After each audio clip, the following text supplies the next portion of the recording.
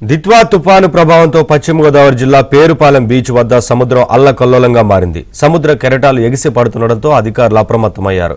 మొగల్తూరు మండలం పేరుపాలెం బీచ్ను పూర్తిగా మూసివేశారు. మరోవైపు సముద్ర వేటకు వెళ్లిన మత్స్యకారులకు అధికారులు తుఫాను ప్రమాద హెచ్చరికలు జారీ చేయడంతో బోట్లు నర్సాపురం ఒడ్డుకు చేరుకున్నాయి.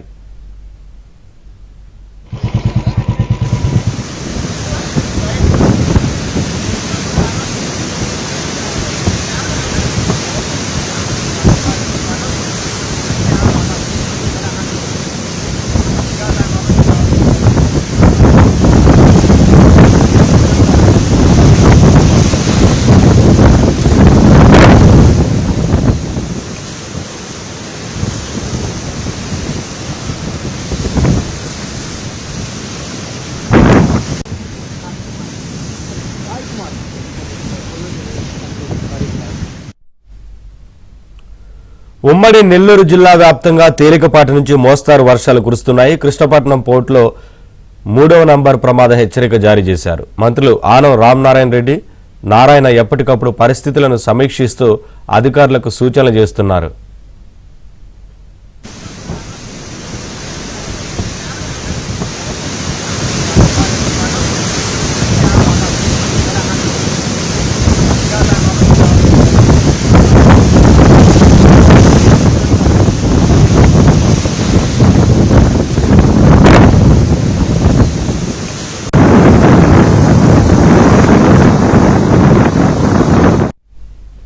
తుపాను ప్రభావిత జిల్లాల్లో ప్రజలు, రైతులను ఎప్పటికప్పుడు అప్రమత్తం చేయాలని ప్రభుత్వ ప్రధాన కార్యదర్శి కె విజయానంద్ కలెక్టర్లను ఆదేశించారు.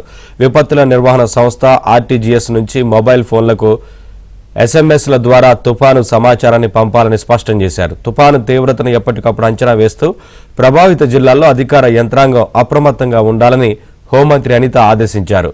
భారీ వర్షాలు కురిసేటప్పుడు ప్రజలు ఇళ్లలోనే సురక్షితంగా ఉండాలని సూచించారు.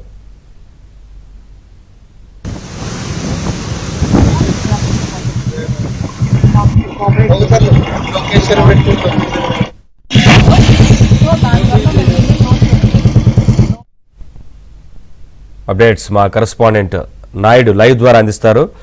నాయుడు, ఇప్పటికే ప్రమాద హెచ్చరికలు జారీ చేస్తున్న నేపథ్యంలో అధికారులు ఎటువంటి చర్యలు తీసుకుంటున్నారు? ప్రజలను ఇప్పటికే అప్రమత్తం చేసినట్లు కనిపిస్తా ఉంది కదా, ఏంటి అప్డేట్స్? సో నవీన్, ఇప్పుడు ఈ దిత్వా తుఫాన్ ఏదైతే ఉందో ఇది క్రమంగా ప్రస్తుతం అయితే బలహీనపడుతున్నటువంటి పరిస్థితి అయితే మనకి కనిపిస్తుంది అనేది మనం స్పష్టంగా చెప్పొచ్చు. సో దీని ప్రభావం మనం చూసుకున్నట్టయితే ఇప్పుడు ప్రధానంగా అటు తమిళనాడు, ఆంధ్రప్రదేశ్ మీద, ఎందుకంటే నిన్నటి వరకు శ్రీలంక పరిసర ప్రాంతాల్లో heavy to very heavy rains చాలా చోట్ల కురిసినటువంటి పరిస్థితి అయితే ఉంది.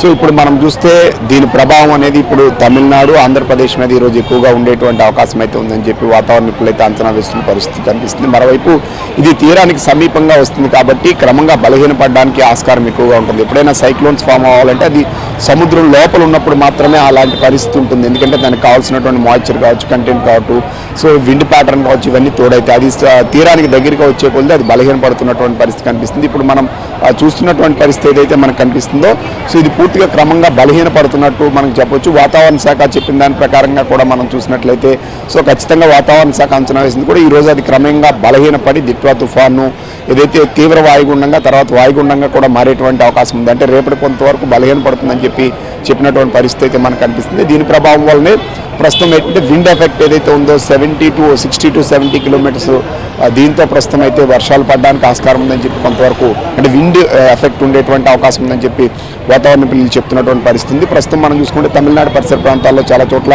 Heavy to very heavy rains పడినటువంటి పరిస్థితి. ఇది క్రాస్ అయ్యే టైంలో ఎందుకంటే తీరానికి సమీపం నుండి క్రాస్ అవుతుంది కాబట్టి సో చెన్నైకి 60-70 కిలోమీటర్లు ఏదైతే ఆ ఏరియా ఉందో అది క్రాస్ అయ్యేటువంటి అవకాశం ఉందని చెప్పి వాతావరణ శాఖ హెచ్చరించిన నేపథ్యంలో సో విండ్ అలాగే వర్షం కూడా చాలా ఎక్కువగా ఉండేటువంటి ఆస్కారం అయితే ఉందనేది స్పష్టంగా చెప్పొచ్చు. అది స్ట్రైట్గా ఉత్తర దిశగా పైకి అందుతుంది కాబట్టి ఆంధ్రప్రదేశ్లో కూడా దాని ప్రభావం ఉంటుంది. అయితే అది క్రాస్ అయ్యే ఏరియాని మాత్రం ఇప్పటివరకు కూడా ఎక్కడ క్రాస్ అవుతుందనే విషయాన్ని భారత వాతావరణ శాఖ ప్రకటించలేదు. ఎందుకంటే అది సముద్రంలోనే క్రమంగా బలహీనపడడానికి ఆస్కారం ఉంది. కానీ ఎప్పుడైనా సముద్రంలో వాయుగుండాలు, అల్పపీడనాలు కొనసాగినప్పుడు మాత్రం ఎక్కువ శాతం రెయిన్ ఇవ్వడానికి ఆస్కారం ఉంటుంది, రెయిన్ పడడానికి ఆస్కారం ఉంటుంది. ఇప్పుడు మన ప్రజెంట్ మనం చూసుకున్నట్టయితే సో అటు చిత్తూరు, నెల్లూరు, ప్రకాశం ఈ ప్రాంతాల్లో కొంత రెయిన్స్ పడుతున్నాయి. కానీ హెవీ రెయిన్స్ అయితే మాత్రం ఇప్పుడు ప్రకాశం, గుంటూరు, కృష్ణా ఈ ప్రాంతాల్లో పడుతుంది. వెస్ట్ గోదావరి కొంత పడుతుంది. తెలంగాణలో కూడా కొన్ని చోట్ల లైట్గా రైన్స్ పడుతున్నటువంటి పరిస్థితి ఉంది. ఉత్తర కోస్తా జిల్లాలో క్లౌడీనెస్ ఉన్నప్పుడు కూడా సో క్లౌడీనెస్ ఉన్నప్పుడు కూడా కొంత వర్షం అనేది క్రమంగా పెద్దగా పడడానికి ఆస్కారం అయితే లేదు. ఎందుకంటే మాయిశ్చర్ కంటెంట్ ఇది తక్కువగా ఉంటుంది, ఆల్రెడీ ట్రావెల్ ఏరియా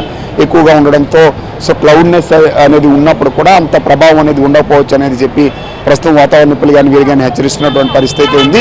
సో క్రమంగా రేపటి నుంచి ఇది బలహీనపడడంతో పాటు వర్షం ఇంటెన్సిటీ, ఎందుకంటే ఈ రోజే దాదాపుగా ఇప్పుడు మనం చూసుకుంటే చిత్తూరు అలాగే నెల్లూరు ఇటు తిరుపతి ఈ ప్రాంతాలు హెవీ రెయిన్స్ అలర్ట్ ఇచ్చారు. మిగతా ప్రాంతాలు కొన్నిటికి ఆరెంజ్ అలర్ట్ అనేది ఆల్రెడీ ఇచ్చినటువంటి పరిస్థితి అయితే ఉంది.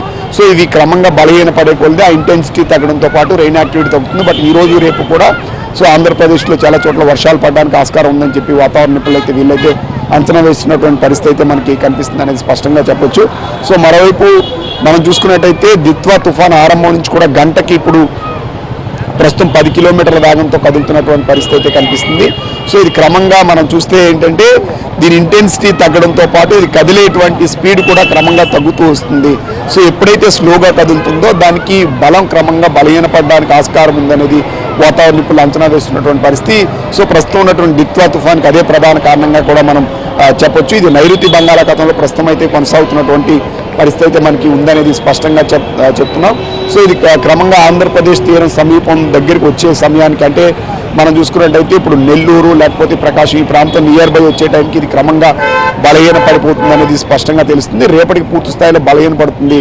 సో ఇది ప్రస్తుతానికైతే మాత్రం సముద్రంలోనే బలహీన పడడానికి ఎక్కువగా ఆస్కారం ఉంది. ఇప్పుడు ఏదైతే మనకి శాటిలైట్ ఇమేజెస్ కానీ ఇది కానీ మనం చూసుకున్నట్టయితే సో నెల్లూరు ప్రాంతం దగ్గర వరకు మాత్రమే ఏదైతే ఈ తుఫాన్కి సంబంధించినటువంటి పిక్చర్ ఇచ్చాను, అంటే అక్కడ నుంచి క్రమంగా బలహీన పడడానికి ఆస్కారం ఉంది.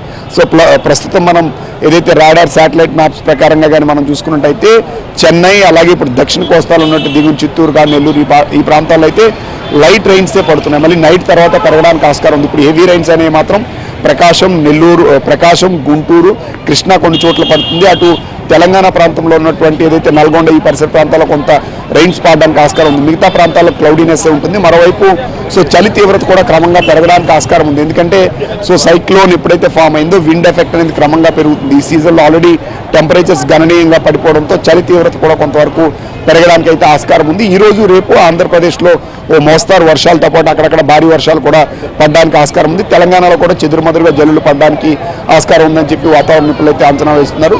కాబట్టి రైతాంగం, ఎందుకంటే ఇప్పుడు దాదాపు వరి ఇది కూడా కోతకు వచ్చే సమయం దగ్గర పడుతున్న నేపథ్యంలో సో రైతాంగం అయితే ఖచ్చితంగా పూర్తి స్థాయిలో అప్రమత్తం ఉండాల్సినటువంటి అవసరం ఉంది. ఏ ప్రాంతాల్లో అయితే హెవీ రెయిన్స్ ఇచ్చారో ఆ ప్రాంతాల్లో అలర్ట్నెస్ ఎప్పటికప్పుడు రాష్ట్ర ప్రభుత్వం మానిటరింగ్ చేయడంతో పాటుగా ఈ ప్రాంతాల్లో హెవీ రెయిన్స్ లేదా ఫ్లడ్ ఏరియాస్ని ఐడెంటిఫై చేసి సమాచారం ఇస్తుంది. కాబట్టి ప్రజలు అప్రమత్తం ఉండడంతో పాటు తగు జాగ్రత్తలు కూడా తీసుకునేందుకు ఇది ఎంతగానో ఉపయోగపడుతుంది అనేది మనం స్పష్టంగా చెప్పొచ్చు. మరోవైపు రాష్ట్ర ప్రభుత్వం విపత్తుల నిర్వహణ శాఖ ఎప్పటికప్పుడు సో రెయిన్ యాక్టివిటీని కావచ్చు, వర్షాన్ని ఎక్కడ పడుతుంది, ఎక్కడ ఎక్కువ రెయిన్స్ పడడానికి ఆస్కారం ఉంది, heavy to very heavy rains ఎక్కడ పడతాయి, ఈ విషయాలను కూడా మానిటర్ చేస్తున్నటువంటి పరిస్థితి ఉంది. కాబట్టి పూర్తి స్థాయిలో దిత్వా తుఫాన్ ఎఫెక్ట్ వలన ఎఫెక్ట్ అయ్యే ఏరియాస్ని ఐడెంటిఫై చేయడంతో పాటు సహాయ చర్యలు అందించడానికి కూడా యంత్రాంగాన్ని సిద్ధం చేస్తున్నటువంటి పరిస్థితి అయితే మనకు ఉందనేది స్పష్టంగా చెప్పొచ్చు.